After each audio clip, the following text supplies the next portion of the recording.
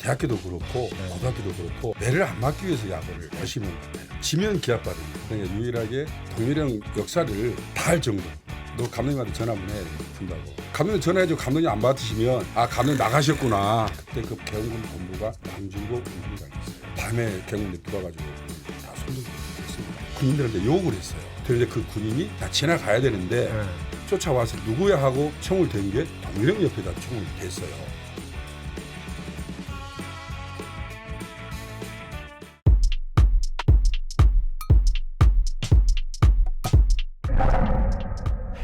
삼성으로 갔었다면 이라는 생각 해보신 적 있습니까? 제가 삼성에 갔었으면은 이렇게 대학에서도 퇴임을 못하고 지도자로서도 성을 못했을 것 같아요. LG에 가서 많은 워크숍이나 외국에 가서 공부도 배우고 그 교육리그도 LG가 처음 갔거든요. 그래요? 예, 프로 구단 예, 중에? 프로 구단 중에 교육리그도 LG가 처음 갔습니다. 삼성이 아니고? 예. 그래서 제가 지도자하는 그 과정은 LG에서 배웠고 이 승부욕 이길 수 있는 야구는 해태에서 배웠고. 네. 항상 저 이순철 위원한테 감사하죠. 이순철 위원님한테 전설에게 한 말씀 해주세요. 영상으로. 오랜만에 인사하는데 TV상으로 보고 있지만은 한번 기회 되면 한번 식사 한번 합시다. 그 감사한 마음으로 한번 꼭 식사 대접할 테니까 건강하시고 그때 뵙겠습니다. 근데 이순철 전설을 안 만난 지는 얼마나 되신 거예요? 아마추어 때는 프로에 제가 야구장을 자주 안 가니까 굳이 한다면 LG 경기나 한 번씩 보러 가는데 뵌지는 오래됐고 좋은 일 있을 때는 통화도 하고 그렇습니다. 저희는 이순철 전설께서 꼭 와주셨으면 좋겠는데 딴 데만 나가시고 우리한테는 안 와서 요즘에 약간 좀 기분이 상하려고 합니다. 고등학교로 가보도록 하겠습니다. 처음에 야구는 어떻게 시작을 하시게 된 거예요? 가정이 어렵다 보니까 대구에서도 살았고 광주로 들어오면서 야구 서림초등학교 유명하죠. 거기에 전화가 왔는데 친구가 야구 선수들 옆에 자리가 하나 비었어요. 전화가 왔는데 그때 이 무등경기장이 그냥 들판 야구장이었습니다. 서림초등학교 바로 옆이니까. 그래서 접한 게 그 야구가 시작이 됐는데 중학교는 야구장 옆에 전남중학교를 졸업하고 고등학교는 전남고등학교로 갔는데 야구 해체가 돼서 다시 연합가서를 보고 광질고를 들어갔죠. 그 어머님이 그래도 남자는 광질고를 나온 게 네 평생 좋을 거다 해서 그때 조창수 감독님이었거든. 제가 키는 친구 중에 제일 작았어요. 근데 어머님이 그 당시 키가 1m 72였어요. 감독님이 어머니 보셨겠네. 유전자가 있다 그러면서. 그래서 감독님이 저를 야구로 받아주셨죠. 야구를 시킨 게 어머니셨습니까? 옛날에는 아침 먹고 나가면 저녁 되면 그냥 들어왔던 시절이라. 저 어렸을 때 시골에 살았는데 다 그냥 아침에 나가면 애들끼리 다 그러죠. 모여다니면서 네. 공차하고 그냥 그렇죠. 야구하고 그랬었어요. 근데 그때 당시 형님 야구할 때는 실력 순으로 뽑지. 지금은 이제 헤비 문제가 있기 때문에 네네네. 인원수 맞추잖아요. 그때 내가 알기로 우리 때도 그랬지만 실력 없으면 감독들이 그만두라고 권유할 때거든요. 저는 중학교 때도 시합을 한 번도 안 뛰어봤어요. 일고에서 왜 받았지? 왜 받았지? 어머니를 봐서라도 대타라도 한번 내보내겠다라는 그런 말씀하셨거든요. 야구를 잘하지도 못하고 조그맣고 어머니를 보고 조상우 감독님이 저를 이제 받아주셨기 때문에 그때도 제가 배팅볼을 많이 던졌어요. 투수하게 된 동기가 선동열 밑에 투수가 없어요. 그때 제가 1학년을 배팅볼 투수를 하고 1학년 가을부터 투수를 갖다가 전향을 해서 그게 제가 투수가 된 거예요. 설마 감독님이 배팅볼 전문으로 던지려고 그냥 뽑아준 건 아니겠죠? 그렇죠. 고등학교 때 다른 학교에도 그 이후에 스타가 된 사람들이 네, 거기에 네. 무럭무럭 잘하고 있었습니다. 네. 누구누구가 있었습니까? 제가 2학년 때 이제 투수를 시작하면서 네. 첫 걸음이 겨울에 캠프할 때 연습 경을 많이 하잖아요. 네네. 거기에 제가 50이닝 무실점을 하는 바람에 감독한테 합격을 받았어요. 그 김평호 선수나 이건열 선수들은 네. 다 군산상고 쪽이고 광주상고는 지금 이순철 감독, 고인대리 뭐 김태엽, 네. 유명한 상고 선수들도 많이 있었어요. 장채군도 있었을 것이고 그 당시에 광주상고가 더 셌었어요. 광주 일고보다. 전남고등학교 해체되면서 이순철, 김태엽 많은 선수들이 이 광주상고에 가는 바람에 전국 대회는 그러면 추억이 좀 없으시죠? 봄 대통령배 대회에 광주상고와 광주일고하고 결승을 하게 됩니다. 전국대. 손동규 선수는 군산상고 첫김 선발. 두 번째 저는 설린상고 선발. 설린상고 그 당시에 서울에서 랭킹 1위였거든요. 상대 투수가 누구였습니까? 박노준, 김건우. 거기 나가서 제가 또 완투를 해요. 이제 광주 일고와 광주상고 결승을 붙는데 거기서 조찬수 감독님이 전국체전 기억을 하셨던가 봐요. 광주상고는 선동열 타도하자고 빠른 볼만 연습을 해. 그 변화구 연습을 안 해. 저는 제구력이나 변화구가 좋았어요. 그래서 결승전을 제가 선발 나가서 7회까지 8대2로 이겨요. 동료령이 8구에 나가서 우승을 하게 됩니다. 광주에서 도천까지 카프레드가 광주고 광주상고 똑같이 카프레드를 했거든요. 그게 가장 추억이죠. 그리고 그 대회 끝나고 5.18 사태가 일어납니다. 정말로 그 시대에 정치적으로든 뭐로든 간에 가장 격변기에 지금 네, 그 딱 네, 중간에 네. 딱 속에 계셨던 것 같아요. 그때 당시 강주의 세계 학교가 음. 최고였다는 소리인데 정수영이 또 두각을 나타낼 때가 또 그 시기 아니에요? 정수는 고등학교에서 두각은 있지만은 네. 팀 자체가 약하니까 그 당시에는 광주상고 광주일고 때문에 지능구가 많이 좀 내려앉혀 있는 상황이고 근데 기량은 되게 좋은 투수고 그래서 연세대학교를 갔죠. 설린상고를 이겨서 그때 지능이 스타가 됐구나. 서울에 뭐 설린상고, 서울고등학교, 신일고등학교 신일고. 이런 데가 정상이었거든요. 네. 그리고 부산에서는 부산고등학교, 경남고등학교, 전라권은 군산상고, 광주일고, 광산고 이렇게 지역으로 보면은 경상권이 야구는 잘하긴 잘했어요. 전라도, 경상도가 유일하게 잘했다 보면 돼. 그래서 영호남 친선야구도 이렇게 같이 했었고요. 당시에 그러면 동문들도 많이 오고 엄청난 응원전도 있고 그랬었을 텐데. 그렇죠. 동문의 힘이 가장 컸죠. 응원하는 게 지금하고 좀 달랐어요. 음. 예, 상당히 좀 과격하고. 네, 네, 예, 그런데 어린 나이에 그 마운드에서 그걸 이겨내기가 쉽지가 않았을 텐데. 지금은 뭐 시대가 바뀌었지만은 매를 안 맞기 위해서 야구를 잘했던 것 같아.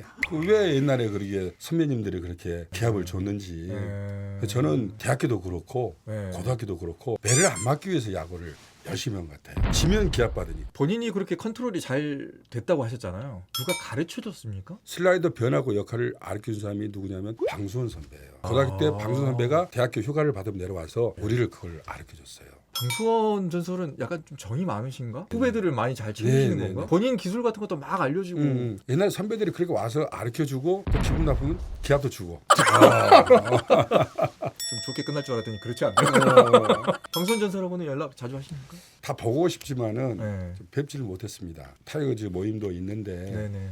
이상하게 이 타이거즈 모임하고 건국대 동문하고 꼭 겹쳐요. 그래서 내가 좀 미안하다고 전화도 했지만은 그래서 이정범 선수도 우리 동문을 못 나오면 타이거즈 모임을 가고 제가 감독이다 보니까 네. 이 자리를 지켜야 되니까 이상하게 날짜가 똑같아요. 일부러 그렇게 잡으시는 거 아니에요? 아닙니다. 이건 스케줄을 미래서 하는 거니까. 하루라도 늦게 나가시는. 음. 골프 과학기술대에 가셨잖아요. 골프 잘하십니까? 저는 사실은 골프보다는 조용히 낚시를 좋아합니다. 저 현대 타이거즈에서 월요일날 쉬잖아요. 네. 일요일날 경기 끝나면 낚시 갔다가 오고. 룸메였을 때도 같이 가자고 해본 적 있습니까? 여기는 안 갔지만은 낚시 다닌 사람은 손흥 감독하고도 같이 다녔고 방순 선배도 같이 다녔고. 그럼 룸메셨는데 낚시 가자고 하면 무슨 핑계를 대고 안 아니 나갔습니까? 룸메이트를 뭐 계속 했던 건 네. 아니고 초창기 때는 아니었죠. 일고 출신들이 그때 투수는 왕국이잖아요. 감히 접근을 못했지. 나는 밑에서 그때는 선수들을 보조할 때니까 얼리기도 힘들었고. 룸메이트는 동일형하고 제가 제일 많이 했어요. 아. 그러니까 유일하게 동일형 역사를 다 할 정도로 프로 와서 첫 해부터 룸메이트를 같이 했으니까. 근데 유석이 룸메이트 할 때는 다 선배들이 나쁜 것만 시킨 것 같아. 굳은 일을 많이 시켰어. 갑자기 슬퍼. 너 감독님한테 전화 한번 해 준다고 호텔에서 감독님 전화해줘. 감독님 안 받으시면 아 감독님 나가셨구나. 그 확인을 시켜서 확인을 다 선배들이. 이거 눈물 없이는 들을 수가 없네. 이거. 아니 예전에는 감독이나 코치들 눈치 보면서 네. 몰래 나가야 되잖아요. 그러면 이제 나는 그때 당시 주축 선수가 아니기 때문에 왔다 갔다 해도 뭐 심부름한 줄 알지. 크게 뭐 내가 나가서 동요하고 그 다음 게임이 지장 있는 선수도 아닌데. 그러면 이 방 저 방 이렇게 보면 감독실이나 없네요. 나갔네요. 이제 이렇게 심부름 해주고. 프로 염탐꾼이셨어요? 제일 어려운 게 3년 선배, 4년 선배가 정말 이 스포츠에서는 어려워요. 근데 형하고는 유일하게 운동선수 같은 느낌의 성격을 가진 분이 아니야. 말도 부드럽게 하지, 화도 안 내지. 그러니까 접근하기는 편하잖아요. 뭐 이러다 보니까 이제 친해진 거고.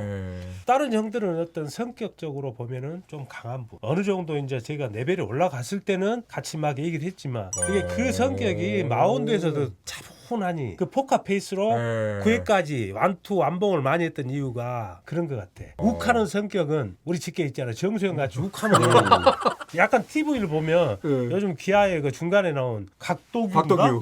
그 애가 던질 때 보면 정수영 생각이 한 번씩 나는 거야. 근데 박도규는 잘 던지잖아요. 아니 근데 약간 쓰리쿼터에서 던지면 한 번씩 빈볼 비슷하게 막 날라올 때 보면 정수영 스타일 폼이 비슷하게 나와. 형 같은 경우는 마운드에 올라가면은 던지는 건지 뭔지 그냥 밋밋하니 9회가 끝나. 무슨 특징이 안 보이는데 너무 단시간에 게임이 끝나니까 다들 좋아하죠.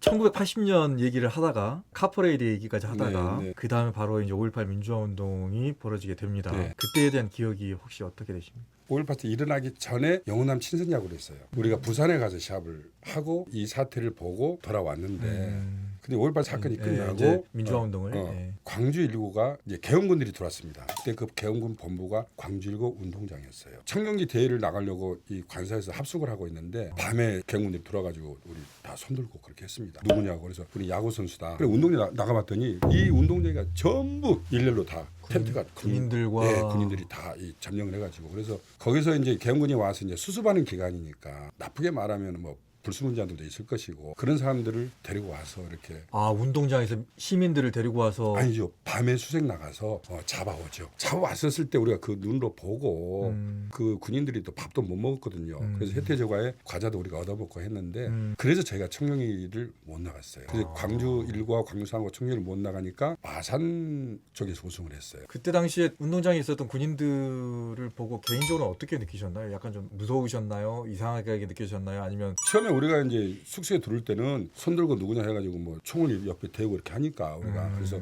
우리가 운동선수인 걸 알고 대화를 했었을 때 아무래도 그 나이가 다 21살, 22살밖에 안 됐지 않아요. 근데 군인들이 자기도 이유 없이 여기를 왔다는 거죠. 그런 말을 해요? 예, 이유 없이 그냥 출동해서 왔는데 여기를 왔는데 거의 낮에는 자고 밤에 나가서 4시 반 정도 되면 저희가 방에 가서 취침했습니다.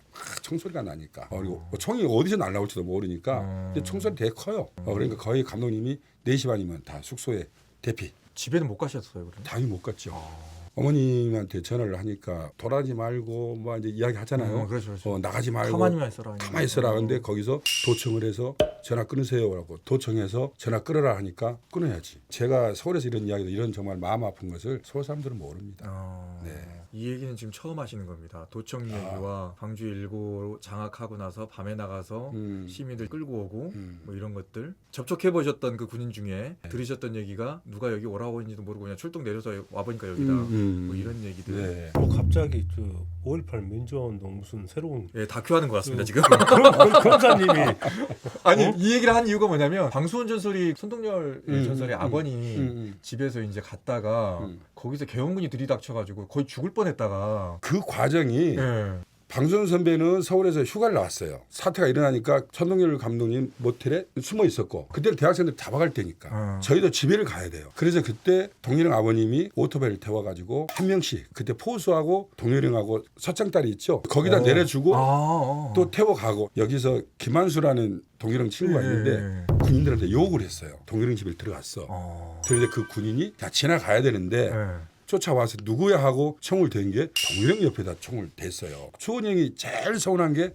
아버님이 내 아들이 안 했다. 그럼 내 아들이 안 해서 누가 했어? 수원 형이 했다는 소리 아니까. 그걸 수원 형이 제일 서운하게 생각하고 있는 게 그거예요. 이 얘기는 나온 적이 없는데. 우리가 하는 말이 천하의 손동열 아버님이 내 아들을 안 했다 그랬다고. 그러면 그 뜻은 수원 형이 했다는 소리가 들리니까. 근데 부모 입장에서는 또 부모 입장에서는 어쩔 수 없죠. 이게 더 이상 못하겠네요. 그 상황을 상상하기가 힘듭니다 정말. 네, 그럼요. 아니 땡겨버리면 끝나는 상황인데 상상하기도 쉽지가 않습니다. 예. 그러면은 손동열 전설의 아버지께서도 차동철 전설을 많이 챙기셨겠네요. 제일 고마우신 분이 손동열 아버지신데 고인이 되신 최동원 아버님은 연대 다닐 때부터 아들이 많이 던지면 어깨를 혹사시킨다 해가지고 감독하고 아버님하고 많이 부딪혔어요. 동일형 아버님은 감독하고 부딪힌 게 아니라 네 후배가 잘 던져야지 네가 혹사를 안 한다. 그래가지고 나는 가정이 어려우니까 동일형이 먹는 보약을 저도 지어줬어요. 그 당시 그 말씀하신 게 세월이 지나면서 이건 내가 인터뷰를 했지만은 그래 둘이 운동을 하면은 작은 누나가 이 통에다 과일을 갖다가 관사 옆에다 넣어놓으면 둘이 런닝하다가 둘이 꼭 그걸 먹었어요. 그리고 약도 데려주고. 무슨 약인지 알고 드셨어요? 좋다고 하니까 먹었죠. 대학을 이제 헤어졌잖아요. 저는 고대를 가려고 했어요. 나는 고대 갈 수 있는 자격이 되는데 감독님이 친구를 위해서 너는 건대를 가라. 부모님도 뭐 반대는 안 하시고 감독님이 키워주셨으니까. 프로에서도 룸메이트 같이 하지만은 아마 성감독 프로 이 3일 원정 가면은 이 마호병에다가 약을 달아놉니다. 이 약을 제가 더 많이 먹었어요. 약을 가져오면 동료는 바빠. 밖에서 뭐 바빠 만나니라고. 나한테 전화가 와. 야 이거 빨리 안 먹으면 상해. 변환 상해. 네, 상해. 내가 다 먹었습니다. 뱀도 이야기 나오지만 유일하게 안 먹은 것은 뱀이에요. 차동철 전설이. 아니 손동열 감독도 유일하게 안 먹는 게 뱀이. 아버지 뱀만 안 해줬어요. 뱀만. 그 내가 그러면 이게 오버네? 뱀은 안 먹었다는 얘기. 내가 그걸 듣고 하는 게 이건 오버야. 왜냐하면 약 먹는 걸 내가 유일하게 내가 다 아는 사람인데 아버님이 왜 뱀을 안 먹였냐면은 나중에 네가 나이 먹어서 힘들 때 약발이 안 받는다고 뱀을 안 먹였어요. 다른 것은 다 먹였는데 저 무등산 동해령하고 정말 겨울에 뛰어올라고 뛰어내라고 많이 했죠. 약 들고 올라갑니다. 그 같이 나눠 먹고 그래서 제가 이렇게 건강했던가 봐요. 근데 그건 정말 아버님한테 내가 잘해야지 아들이 혹사를 안 당한다는 거죠. 참 그 당시에 그렇게 이해하기 힘든 이야기인데 이게 감사하고. 해석하기에 따라서는 달라질 수 있습니다만은 당시에 총뿌리를 아들한테 겨누고 있는데 누가 있어 그러면 내 아들 아니에요라고 말하는 것처럼 좋은 걸 해놓으면 내 아들 입으로 먼저 들어가게 되는 게 당시 상황이었을 텐데 네. 너도 잘 던져야 내 아들이 혹사 안 해. 그렇죠. 이렇게 말씀하시기가 쉽지는 않았을 것 같습니다. 네, 그런 네, 생각을 네. 하시기도 좀 쉽지는 그렇죠. 않았을 것 같고. 그 말씀이 음. 어떻게 보면 이렇게 생각하면 또 이런 것 같고 저렇게 생각하면 저런 그렇죠. 것 이제 같고. 안 좋게 생각하잖아요. 내 아들 혹사시키니까 너가 좀 어떻게 좀 막아줘라. 뭐 이렇게 할 수 있는데 저희는 그렇게 해석하지 않겠습니다. 오늘 뭐 자세히 물어보면은 정확히 전달해드리겠습니다. 90년도에 LG에서 우승을 했고 94년도에 우승을 했는데 그 우승 반지를 지금까지도 계속 끼고 있습니다. 그리고 너무나 부러워하는 송유석 전설이 나는 없는데 기아 이번에 우승하면 통합 반지 만들어 줄 수도 있어요.